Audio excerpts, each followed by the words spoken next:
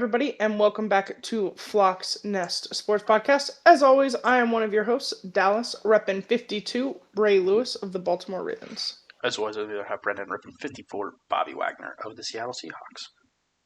We got a great episode for you guys today. We are in the middle of March Madness, so we are, of course, going to talk some college ball as well as the NBA. And then, as always, we will talk NFL, what's going on around the league, especially with the Ravens and the Seahawks. So, we're going to jump right into March Madness. Yeah, so we'll start on the men's side. We'll kind of breeze through the first round. Not much happened. We'll kind of cover the main upsets. There wasn't very many. This tournament just hasn't been on the upset end in terms of like big ones, but there were a couple. Yeah. Like you had St. Louis beat Georgia. That's a 9-8. That was a bigger one. You had Texas beat BYU. In my opinion, that was I think the biggest one of the first round was Texas beating BYU. BYU has a very talented team this year. So that was an interesting one. And then the other one was 12 seed High Point beating 5 seed Wisconsin. That was a very good game, but High Point getting the win there. And I think they were the highest seed to win a game as a 12 seed. So impressive there for them. It did not last very long as they were booted in the next round. For the second round, again, not very many upsets. We did get Tennessee over Virginia, a 6-2. That was a pretty big one. We got Texas over Gonzaga, so an 11-3. Texas kind of was a Cinderella story this year, if you want to call it that. They were the highest seed remaining. So good job, Texas. And that was really it for big time upsets. You did have Iowa beating Florida, who was the number 1 seed in their side of the bracket. Iowa beat them as a 9 seed, so that was a pretty big upset too. I didn't really like Florida that much this year. I didn't think they were going to be that good, so was less of an upset for me, but still a pretty big one when you get a 9 over a 1 and you have a 1 bounced in the second round. So pretty interesting there. In the third round, it pretty much went as expected. In the Sweet 16, you had Duke move on over St. John's, UConn over Michigan State, Iowa upset Nebraska to become the 9 seed that went on over the 4.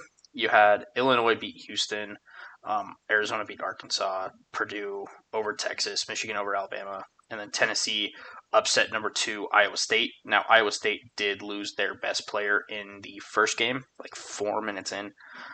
So kind of unfortunate for Iowa State. That was a team I kind of thought was going to do really well, and then their best player got hurt. So unfortunate. Yeah. And that leaves us with the Elite Eight, where Duke and UConn went head-to-head. UConn got the win in what was a crazy finish. Duke had a 19-point lead going into the half and choked the game away, and UConn hit a 3 with 0.3 seconds left to win. So that was an incredibly good game. Illinois-Iowa was kind of boring. Illinois kind of dominated. Arizona-Purdue. Arizona dominated Purdue the whole way, and then Michigan-Tennessee, Michigan pretty much dominated the whole way. So that leaves our Final Four with UConn versus Illinois and Arizona versus Michigan. And those games are this weekend, so should be pretty great. And then we'll have our championship the following weekend, I believe. But that's kind of where we sit. Again, not crazy upsets. I think so far the biggest has been Iowa over Florida, but still some good ones and some really good games. Like the Duke UConn game has probably been the best game so far. That's fair. Women's basketball has been more historically based upsetting, but also very short-lived. So we're going to get into that. We're going to start with the number 10 seed Virginia upset the number 2 Iowa in double overtime. This was not a game I had on until it went into overtime. And then it was extremely exciting. It was a great game. Both teams really fought it out. Virginia did get the win, becoming the first 4 team to reach the Sweet 16. Did lose in that round. And then the number 6 stunned LSU in the round of Sweet 16. And the number 7, North Carolina, beat Tennessee. If you had watched Tennessee, it didn't really feel like an upset. They didn't have a great season. It kind of made the tournament more on name than what they had actually accomplished as a team. I know a lot of Tennessee fans are really unhappy with the coaching situation. So not overly kind of surprising there. But those were the technical seed-based upsets. As for within the rounds, it all went after that pretty well based off ranking. Teams were blown out all over the board, 20-point leads. It wasn't a very exciting tournament in terms of upsets or Cinderella stories. You had the first couple in the round of Sweet 16, or getting into the round of Sweet 16, and that is where it ended. Your final 4 are the 1 seeds of each division. So you have South Carolina versus UConn, which is a rematch of the title game last year, and Texas versus UCLA.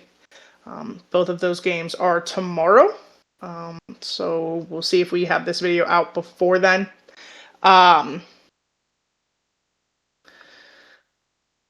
It kind of ended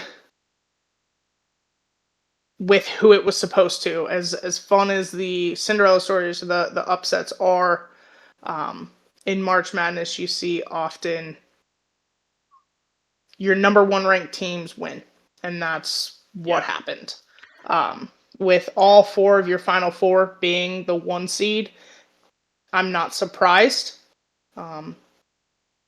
And I think the best game of those 2 is going to be the rematch between UConn and South Carolina. I'm going to say South Carolina. I think they want the revenge. UConn took the title from them last year. I'm going to take South Carolina, and I'm going to take Texas. They have played a phenomenal tournament. They've had multiple wins by 20-plus points. I don't see a weak point in there. I will not make a final guess until next week when we do a podcast. Make sure I'm right about my prediction in terms of who's going to be in the championship game. But while the women's side was historic, it was extremely short-lived. And now we're kind of back to the status quo. So, congratulations to those 4. I think, again, UConn, South Carolina is going to be the best game. But I'm going to take South Carolina and Texas. Fair. On the men's side, since I didn't say it earlier, I'm going to take UConn over Illinois and then Michigan over Arizona. But same. Sounds I'll good. wait till next week to do my final prediction. But I'm not going to give a final until yeah. And then I definitely will watch the South Carolina UConn game because that should be very good. Especially considering UConn is still undefeated on the season, which is kind of insane. 38-0 is just crazy to look at for basketball. And the Texas UCLA game is interesting because UCLA is the only team that's beat Texas so far this season. So there's a lot going on this weekend with these 4 teams. Very interesting. So you've got 1 undefeated, 1 facing the only team that's beat them. It's gonna be good basketball. If you're into college hoops at all, it's definitely kind of a great weekend to watch it. Awesome. Great. We will now kick it into the NBA. Talk a little more Yeah. ball. Not a whole ton to talk about with the NBA since we last talked about it. Um, we're pretty much down the stretch for the playoffs. I think there's 10 games left, I think somewhere so. around there. It kind of depends on the team, but we haven't really seen anything. I will say the East is kind of set, quotation marks. Yep. Um, Nothing can change in terms of who's in and who's out. So we'll just kind of do this. Eliminated from the playoffs are the Milwaukee Bucks, Chicago Bulls, Indiana Pacers, Brooklyn Nets, and Washington Wizards. And then seeding can change up and down depending on what's going on there in the East. In the West, the same thing. The New Orleans Pelicans, Memphis Grizzlies, Dallas Mavericks, Utah Jazz, and Sacramento Kings have all been eliminated. Kind of see, and then the Oklahoma City Thunder, San Antonio Spurs, Los Angeles Lakers, and Denver Nuggets have all clinched a postseason spot, meaning they won't get a play-in. On the East, the Pistons, Celtics, and Knicks have all clinched, so they won't get a play-in. But the only thing that can kind of move is seeding at this point. Again, with only 10 games ish left, we'll kind of see what shifts around towards the end of the season. But at this point, not a whole ton new. Just getting ready for the playoffs, which should be great. Yeah. So yeah, actually went to a Nuggets game, which was kind of fun. They nice. destroyed the team they were playing. So I believe that. I believe that. I think for me, it's still, and we've kind of been talking about this all season. You know, nothing's changed, but it's the Pacers for me. Yeah. To go from the NBA championship game to you have been mathematically eliminated from the playoffs is wild. You haven't won 20 games to this point in the season. That's like, I don't know if Halliburton has gotten quite the respect he's owed, based off what he's done for that team, because without him, it's a train wreck. It's bad. It's real bad. But and hopefully they take this offseason to kind of build around him, but also in his absence. Yeah. Because that was terrible. This is terrible. Yeah. The one player causing this level of fall off is kind of insane. Yeah. But yeah, no, it's crazy. But yeah, that's where the NBA stands right now. Really just waiting for the playoffs at this point. Yeah, there's not, I mean, play-in's not bad. Like, see who finally makes it. But these last few weeks, but to me, that's kind of the start of the playoffs because it's win or go home for a lot of it. That's fair. So like you get that kind of energy and mentality. So right now it's a lot of sit around and wait. Pretty much, especially because most of it has been decided. So yeah, you'll probably see a lot of load management, which is unless you're really fighting for a certain seed, but I think a lot of the seeds it's not overwhelming. Are pretty much decided. Like it would take some interesting situations for certain seeds to get changed, and at this point, like it just doesn't matter. It's fair. So, yeah, we'll see. Should be good once we get to the playoffs. Nice. Well, I do believe that does it for the NBA. So we will move on to the NFL. Yeah. And talk their breaking news. Not a ton of it. No, we're in that time of the year, y'all. So just be glad we're getting an episode, even though it's going to be teeny tiny. Yeah, it's gonna be a short one. First thing was we have a trade, an interesting one. The Falcons and Eagles have swapped 4th and 6th round picks and Atlanta is also acquiring Sidney Brown, the safety. That is the brother of Chase Brown, the Cincinnati Bengals running back. Um, it's an interesting move, I guess. It's really about the pick swaps in my mind. You got the Eagles just moving up in both rounds, Atlanta moving down in both rounds and picking up a okay special team safety player. Um, but I think this is more about the picks kind of swapping around, getting some better positioning um, for this upcoming draft. So, not a huge trade, but a trade nonetheless. And then we have two kind of interesting quarterback news things. First of which is the Saints are signing Zach Wilson to a deal. Um, the Saints have a very interesting QB room going into next season. I think Yeah. Tyler Shuck showed for part of the season that he is a capable starter. I think he came in and the Saints looked surprisingly decent towards the back end of the Mhm. season. So bringing in Wilson as like a backup third string piece is fine. You also have Spencer Rattler there. Um, I truly think he's not going to be around very much longer. He just hasn't really developed.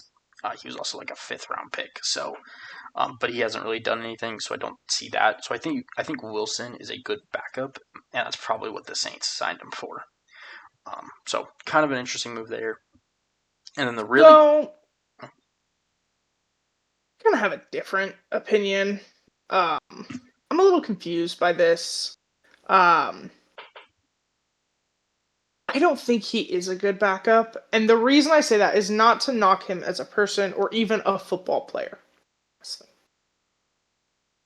But when you look at his career, it was train wreck after train wreck until he spent a season with the Broncos.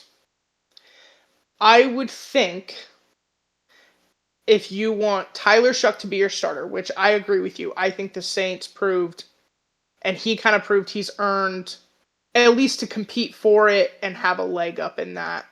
I think we've talked a lot this offseason. They've made a lot of impressive moves. They're hopefully finally getting out of cap hell. I think they have I a think good head coach or like a promising head coach in Kellen Moore. I'm just not sure. I would think you would want a more veteran presence than what Zach Wilson can give you. Um, yeah, uh, I I think he's a good guy. I'm sure he's great to have in a locker room. Teams seem to like him, and players seem to like him. I just, unfortunately, because of what his career path has been, I don't know what he can offer to a younger player, especially with Tyler Shuck being older. I think they're the same age. yeah, that's the weird part. Like So, I would almost say this is like it's a little different, but it would be like the Darnold way, where he's gone from shit show to shit show, yeah. and then he lands in the backup role for a young quarterback on a good team. I struggle to say good for the Saints right now because currently they're not, but they could be. I think this is the first season in like years. It might be next year that they have no void years on the books, which Damn. is Is insane impressive. for them. So, Because it's been like a decade. but I think Um, it would make sense if that was kind of the trajectory we saw for him, and I guess I don't. I'm not But saying it's not possible, and that they're when you watch Zach Wilson play, you can see remnants of talent. That's what keeps him around in the league. And something that makes you go, maybe he has it. And I'm not saying he shouldn't get that opportunity, but I'm thinking to me, I guess Kellen Moore hasn't quite built the offensive name that like a McVay or a Shanahan has for Wilson to seek that out. And I don't think Wilson's done enough. Or when Darnold was the yeah, guy above JJ McCarthy, he'd been in the league a decade. wasn't quite that long. JJ's I think he'd been in the Wilson's. I think it was like his 14th season, wasn't it? who? You talking about? No, I'm sorry, eighth or ninth, because he's in the same draft class as Lamar. Yeah, it was like it's his. I think this is his 8th season, so it might have been 7th but last like, year. Yeah. so I'm just not sure. For me, that Wilson is a viable backup at this point. I think, But for Wilson, and I'm not sure it's going to help his career if getting back to a starting job is the goal. I think for Wilson, I would have preferred to see him go to, honestly, probably the Rams. I think that would have been I think the Rams would have been the best place, especially because I don't think they have a backup right now. Well, especially as he gets older. And it's like I don't think they have a backup. I cannot. I would have maybe gone more that route. I know Garoppolo isn't there, and that's who their backup was last year. No, because he went somewhere. I don't remember. No, he didn't. That was the thing. He was going to go to the Arizona Cardinals, and then they went with Minshew. Oh, that's right. That's right. Their backup would be Stetson Bennett. Okay, so they don't really have a backup. So that would have been. So this is someone younger that like McVay could genuinely mold. Yeah. And so I don't know. I'm a little surprised. Chose the Saints. Okay. I hope this goes well for him. Genuinely, I do. And then the other piece of quarterback news is actually something that happened today, and it's very interesting. The Las Vegas Raiders have signed Kirk Cousins. Now, wait a second before everyone freaks out. To a 5-year, $172 million deal. Now, if you look at the contract, it's actually a 1-year, $20 million fully guaranteed with an option to extend it 2 years with $80 million. I don't know what the guarantees are for the next 2. Yeah. But it'd be 2 years, $80 million with some amount guaranteed. And then the extra 2 years, I think might be void years or are essentially void years. I think, just based on the things I've seen on the contract. So yeah. The Raiders are offering him bridge money, essentially, but are guaranteeing that he is at least a possibility for the future, if needed. To me, this is a really good hedge. If Mendoza comes in and just doesn't work out year 1, you can throw Kirk Cousins out there and at least not be terrible. And this way, in year 2, if you have we'll just call it the J.J. McCarthy situation, because it kind of reminds me of that, where you sign Sam, draft J.J., have Sam play the 1 year, he leaves, then you're thrusted into playing J.J., and it doesn't go well, and you have no contingency. This kind of gives them a way to have a contingency, is how I see it. So, an interesting move from the Raiders. But really, the big takeaway here is how Kirk Cousins keeps getting guaranteed money. I will not understand. I don't know. He should write a motherfucking book. But whoever his agent is needs to go in the Hall of Fame. Because the fact that Kirk Cousins is getting ready to pass Tom Brady on all-time earnings in the NFL is wild. It's wild. What this tells me from a contractual Raiders standpoint is you have bought and paid for your backup quarterback for the next 5 years with options out if he gets hurt, if he retires, anything else. That's what this is you want a guaranteed backup. This is a great guy to have in the room with a young quarterback. Let's be honest. He teaches you. Go ahead. If you just look at Mendoza and Cousins, and it's very similar. Their personalities, they'll match so well. Like, this is someone that can teach him from a very early age very early in his career, how to stay healthy, how to eat right, how to sleep right, how to train, how to watch film. Like, this is the perfect how-to mentor And for every part of football that a coach doesn't have the time to teach you. And you've guaranteed that backup, or if yeah, he needs to start, but a solid backup for 5 years that without the financial burden that the Falcons were under. yeah, you one got your backup. Two, you know he's not going to cause problems. No. You know they're going to mesh well in the locker room. And I wouldn't necessarily say Mendoza is the next Kirk Cousins because I don't think that's true. I think Mendoza's better, but I think Fair. their play styles are Very similar. similar. I think Mendoza has more athleticism in general. I think I he's a think slightly better Mendoza is a bit more scrambler. mobile. I think he's more willing, is I think a better way to put it. Where That's fair. Cousins was never really willing to do it, Was never. Mendoza kind of is. Um, so I think that's like the one difference. Cousins was kind of part of that Brady Manning era of we just tall in the pocket to fetal now. So I do think Mendoza has a higher ceiling, but when you think about,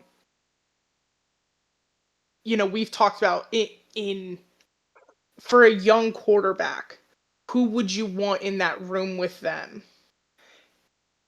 And Cousins is kind of at the top of the list. Yeah. And at the end of the day, this is a fine contract. Like, yeah, it was weird. They're not breaking the when bank. I first read it and I saw 5 years. First 5 years, 125 million. You're like, what the fuck?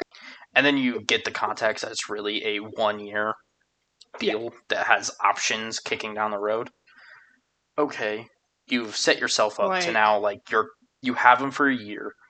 If things go well, or if he retires, or shit hits the fan, you have a way out of it. You have outs. And you're not paying a quarterback. So between if in the majority of your quarterback room, you're paying $30 million a year. It'll probably be at the closer number to 1 overall pick. 30. I think it's closer to 35. Could be wrong. But them combined, like 30 to 35. Yeah, like them combined, you're paying 30 to 35 million for a quarterback. That's what the Bucks are paying. The Saints are paying. That's what the Seahawks not the Saints. The Seahawks are paying. Like that's a great number to still build a great team around and have plenty of cap space in a quarterback room.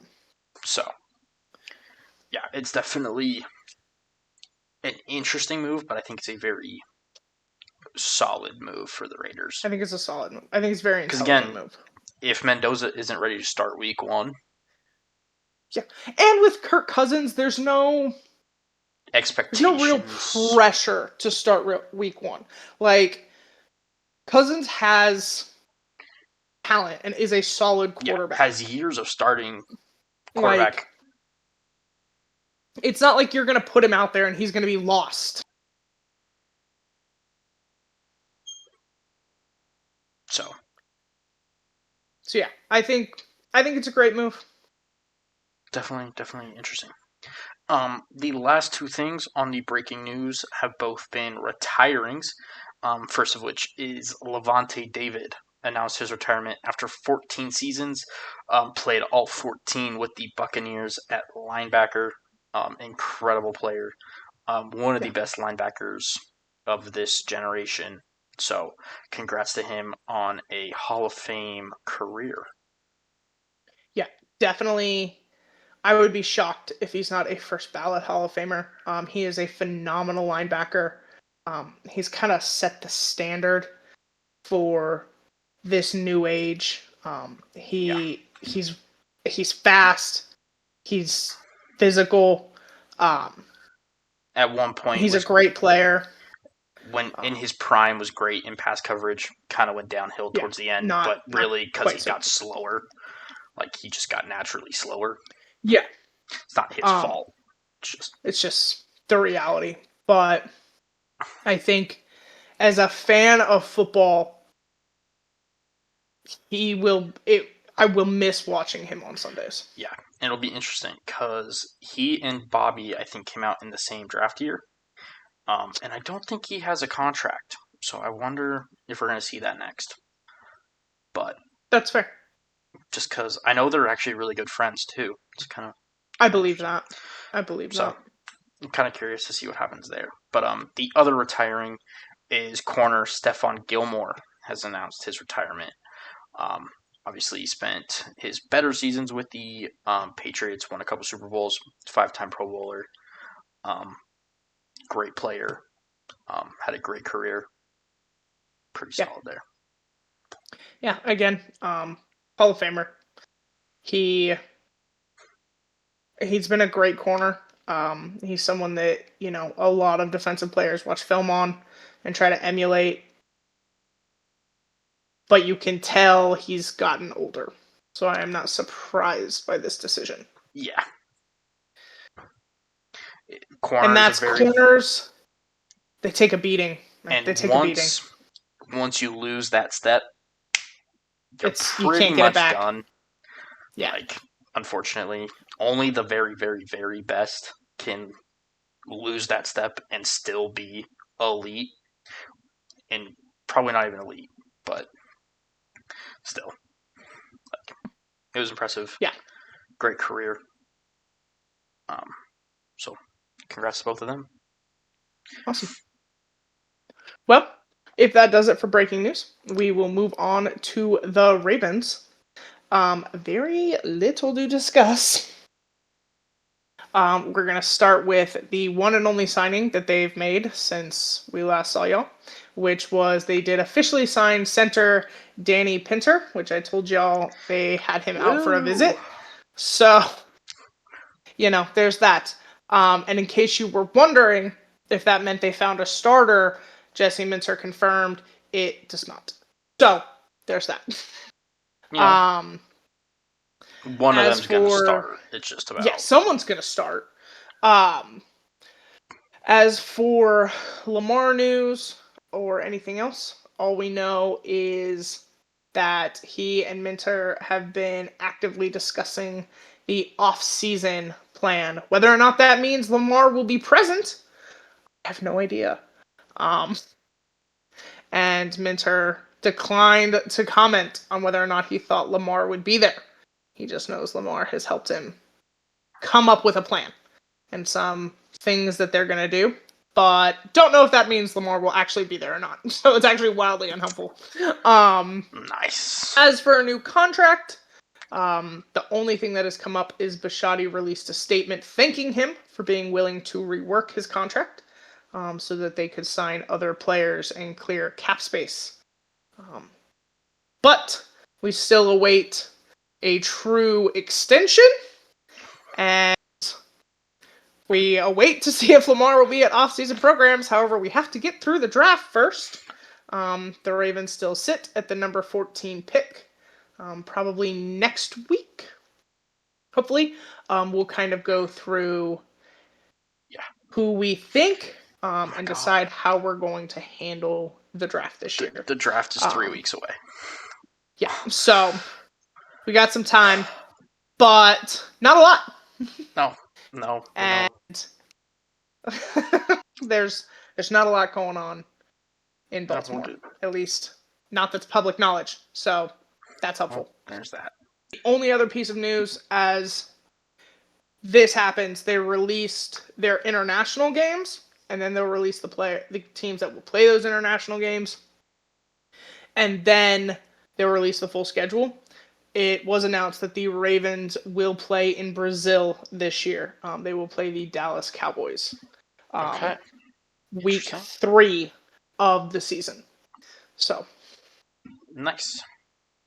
Yeah. So for Baltimore, it's been a minute since we got to see an international game. I believe the last time was 2023 in London. So excited to see them back out there representing the NFL, and they get a Brazil game this year. Cool. That does do it for the Baltimore Ravens, and we will kick it to Seattle. All right. Well, the Seahawks have slightly more news. We'll go in chronological order. The first of which was the Seahawks exercised the fifth-year options on Jackson Smith-Njigba and Devin Witherspoon. Both in the same draft class, both in the first round. They both get their 5th years tagged on. The reason that's important is they then gave an extension to Jackson Smith-Njigba. It is a 4-year, $168.6 million extension. That is a $42.15 million per year average, making him the highest paid wide receiver in the NFL to date. So, the cool thing about this is the Seahawks now have him locked up for 6 years. Yep. A cool thing about this contract and the way it's structured is they get him on his rookie deal this year, the last year of that. They get the 5th year option. That is now its own thing. And then they get the 4 years from the contract extension. So he is locked up for the next 6 years. That'll take him, I believe, till he's 30 before his next extension. So, huge extension, well-deserved. Highest paid wide receiver in the league. Pretty cool. I mean, there's just not a whole ton left. Really glad that he'll be pretty much a Seahawk for life at this point, is what that tells me, unless something drastically changes. But, and then on Devin Witherspoon, they have not done an extension yet, but they did do that 5th year option, so we'll kind of see. I expect them to get that done soon. So, probably have more there. Nice. That's fair. Continuing with wide receiver news, the Jacksonville Jaguars put in a offer sheet on wide receiver Jake Bobo, who the Seahawks tendered. The Seahawks then matched that tender sheet, which is a 2-year, $5.5 million deal with $4.5 million guaranteed. So, Jake Bobo is sticking in Seattle for the next 2 years. I did not expect them to match it. They did. That clearly tells me they really like him. Congrats to him. It's a really cool story. Hopefully he's more involved in the offense this year. His little involvement last year was very impactful. So hopefully they get him more involved. They figure something out there. But I think what he does on special teams and in the run game cannot be overstated. So it's cool to keep him around. So awesome story. Keeping Bobo around should be good. Nice. It's exciting. It's a fun story. It's not a ton of money, so yeah. Glad y'all get to keep him. Next is they hired another offensive assistant coach. They hired Jimmy Doherty from the University of Washington. I honestly don't know what he's going to do, and it's really weird. They announced their whole coaching staff like 2 weeks ago, 3 weeks ago, something like that. 2 weeks ago, they announced their whole coaching staff. And then they hired him this week, or late last week. So, very interesting. I don't know what he's going to do. In his past, he was an offensive coordinator and a quarterback's coach. I expect him to just be an offensive assistant of some sort, whether it's assistant QB coach, assistant to whoever, something like that. It's just another coach. McDonald has proven that he's going to hire coaches that he believes can develop and be something and add to the process. So he just likes adding minds, and they'll figure out where they fit later, is kind of what we've seen. So it's cool. I don't know how much it's going to actually mean for the Seahawks. And then the last bit of news is probably the most fun bit of news, other than the JSN thing. and that is the Seahawks will be this year's off-season Hard Knocks. Um, Hard Knocks has taken a real shift the past couple seasons to focusing on more successful franchises. Yeah. And they get the reigning Super Bowl champions in the offseason. So we'll kind of see. I don't think we're going to get the drama of Hard Knocks usually. I think this is going to be a very buttoned up. Something If you tells me, watched the Bills Hard Knocks, that's about what I would expect.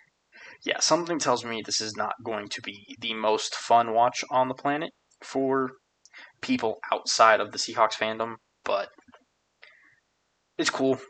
It'll be nice to kind of see the process, who McDonald is, because we don't see a whole ton of that. And I think there's a reason for that. So it's kind of interesting that they agreed to this. And I don't know how much they actually agreed to this and were told they were doing this in a way. So, kind of think with the rule changes to Hard Knocks, if y'all remember 2 years ago, they changed it so that you could make the playoffs and things like that. But also, you're not allowed to say no. That it's no longer a who wants to do it, and it's a guess who's doing it. Yeah. And then on the Hard Knocks thing, they also announced the Patriots are going to do the 2027 training camp Hard Knocks. And the reason they announced that is teams a lot of time will be like, we'll do it next year. And then not do it next year and keep kicking it down the road. So they're going to start holding teams to, if you say you're doing it next year, you're going to do it now. Yeah. So they get both of these seasons Super Bowl teams in the next two Hard Knocks. Should be pretty interesting. I think neither of them will be overly telling, like just based on who they are as franchises, but it'll still probably be interesting to see the success and what it takes to be successful in these two head coaches. So I think in the beginning, Hard Knocks it loves the drama. Right. You think about the last couple before this. You had the Bears, who had just drafted Caleb Williams, who was supposed to save Chicago sports. You had the Giants, was and we all compared know to the next LeBron or Jordan, and then you had the Giants and that shit show. That was a train wreck. And that footage is not allowed to be shown anymore, and that's funny. You had the Jets, who had just gotten Aaron Rodgers, who was going to get them to a Super Bowl, and then none of these things have worked out. So you got all this hype, and then Chicago didn't make the playoffs. Aaron Rodgers goes down 2 plays into the fucking season. So now it's like, can we garner attention with the good teams, with the teams making the playoffs, winning the Super Bowl, going to the Super Bowl? I think if you're a hardcore football fan, this is great. If you're a fan of that team, it's great. I think if you're a passive fan, you might find it a little boring. These two might be a little, because I think they're going to be very similar. I think. Yeah, and I also think that's the reason it's going to be very similar to the Bills. It's not going to be dramatic. And honestly, there's not going to be. They're going to be those even moments. Like, I think these two teams are going to be very similar. I think they're going to approach it the exact same way. Of you get to see very little of what actually goes on in the building. Yeah. But so, hey, it'll still be exciting for Patriots and Seahawks fans, and for people that actually care. For us. So should be good. It'll be interesting. I'm excited. I didn't watch the Bills one. I can't lie. I didn't care this year. So fair. I'll care for this one. It's valid. But I watch all of them, so I will continue to do so. Fair. They're good. They're well produced. Yeah. Yeah. I just didn't care. No, that's fair. And look, I will say the Bills won, boring as shit. And that's like, I don't know. I like when Hard Knocks is about bad teams and you can kind of see why they're bad, rather Yeah. than good teams and you see why they're good. Or like, I was trying to think of an example. I can't. Because I think the hope is like seeing bad teams and you're going to see the progress they're going to make Because and how they improve.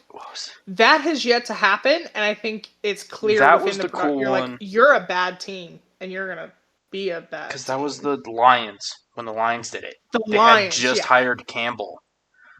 I think it was their second season under Campbell.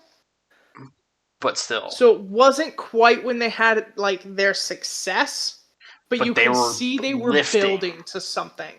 Yeah.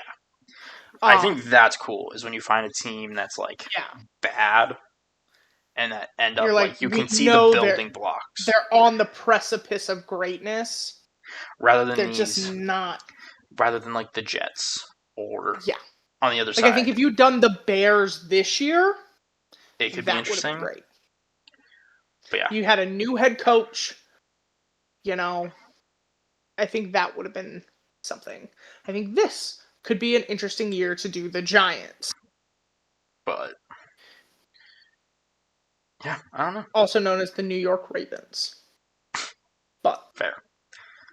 Would be a good time for that. Yeah, no, but again, I think Hard Knocks is taking a shift in how they want to do things, which is fair. I think it's their show. Yeah, I think it's a fine shift. You just have to understand you're going to get two completely different things. Yeah. So. Yeah. And this version, maybe a little boring. Yeah. In terms of, But. Just a reality. I'm excited. I'm ready. I just want the season to start too. Like I don't That's fair. The crazy part, really, it does not feel like we haven't even hit the draft yet. That's the thing. Because I'm like, shouldn't football be starting? And we haven't even hit the draft yet. And I'm also like, holy shit, we haven't hit the draft yet. Like, I feel like we're so early into the process, and now we're in draft season. And I'm like, oh. We're 3 weeks away. Oh boy. So, should be fun. The draft's always entertaining. We'll see who makes it entertaining this year. Maybe it's the Falcons drafting a quarterback again. Who knows? Oh my god. Or it's every team avoiding a quarterback. Now that would be something. That was wild. Everyone was like, no, don't I mean, do it. To be fair, there's only one quarterback I would draft in the first round this year, but still. Yeah. But yeah, we'll talk more about the draft in the coming weeks. We absolutely will. Once we get locked down. But I think that is it for the Seahawks. Well, is there any random sports news? I don't have any. Okay. Haven't got on the random sports. I have a random thing, but we'll do it next week when we do hockey. So. Okay.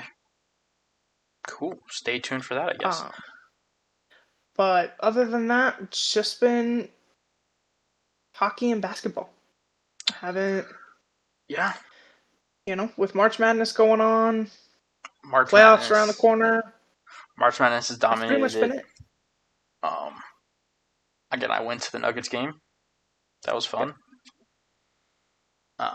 First sporting event I went to in a while for like pro sports. So that was fun. Yeah. Should hopefully go to a hockey game while I'm here. We'll kind of see. Kind of see what happens. But Nice. but yeah, so no random sports.